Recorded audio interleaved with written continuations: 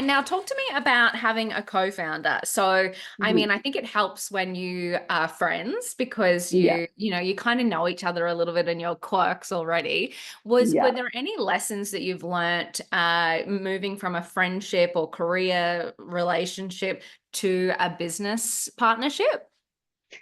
Honestly, it was such a seamless evolution, I think. I mean, again, we've been learning together. This wasn't an established business as it is today.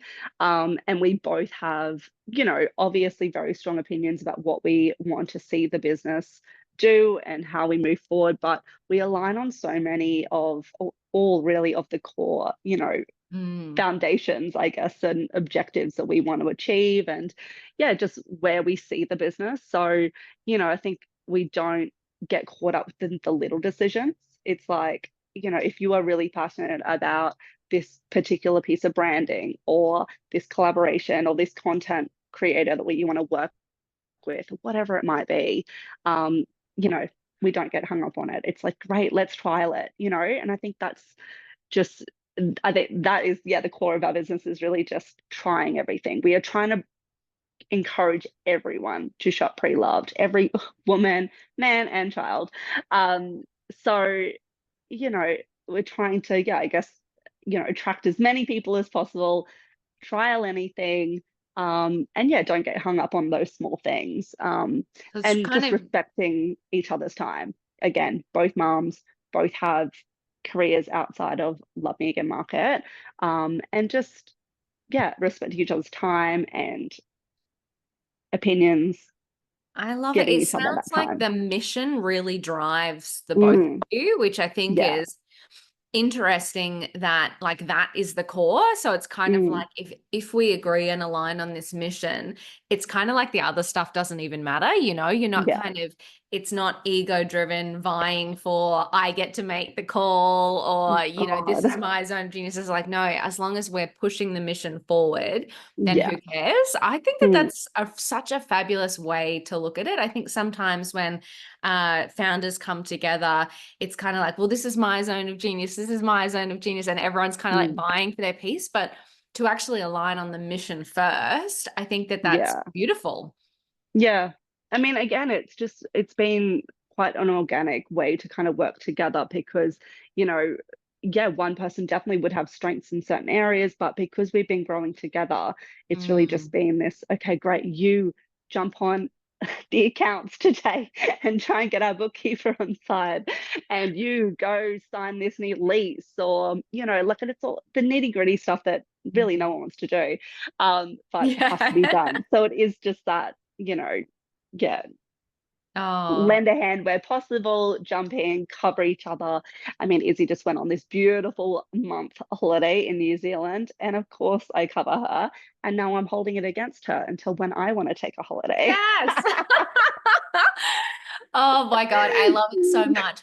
What do you think has been some of the bigger challenges of a physical business? So, I mean, it's really interesting because it's not a traditional physical business where you hold Mhm. inventory per se, but you do have to convince people to come. You do have to fill out the space. You do have to like get then people to come in. It's time boxed. What are some of the Mm. challenges been making that a success? Yeah, I mean, as you said, it's an event. So we are selling storeholder tickets. We are encouraging customers to come, which they don't pre-book. They come along. We do charge a small fee on the door to help again pay for the facilities that we are hosting within. A big part of our business model, and I guess where we, yeah, decided to kind of elevate the market experience, was that if you are booking a stall with Lamiga Market, you get your entire stall setup included. So that's our big Oh, point of cool. difference. We were the first in Brisbane to do that. So if you're booking a stall, you get two really heavy duty, beautiful retail racks already set up in your space, ready for you. You wheel in your suitcase. Again, a big part of what we wanted to do was make it so accessible and so fun, not daunting, attract everyone. If you had this beautiful wardrobe that you wanted to sell, but you did not want to go buy a, a really flimsy pop-up rack, set up a marquee, a table, all those things, like we've all done those kind of like car boot sale situations before. It's not fun. You're sitting outside. We wanted indoor, beautiful locations. Again, it's about the music, the coffee van we bring in, the clientele we bring. So yeah, we really wanted to elevate the traditional market experience. And I guess that's what we do with yeah, your full store setup already there for you. We even give you like downloadable posters to make your, space look really Oh, beautiful, and you can promote your sizes, your brands, your payment details, all of that. You get a lanyard, you can share your store with a friend. We're, forever trying to think about ways to, again, make it a really fun and, you know, yeah, enjoyable experience for everyone. I think it's so cool that you've looked at traditional market experiences Mhm. and really looked at that as almost the problem and what is the solution. So what is, what is something that you, as somebody that would go to a market and sell your wardrobe, what are all of the things that you wish would be more amazing? And then you've Yeah. gone, cool, we can do that. We can make the experience so much better for both the stall holder and for the people that attend as well. I know Mm. it's so interesting. I think about that. I've done markets before, and yeah, you are sitting outside in the sun all day. It's absolutely horrific. It's almost like a rite of passage for small brands.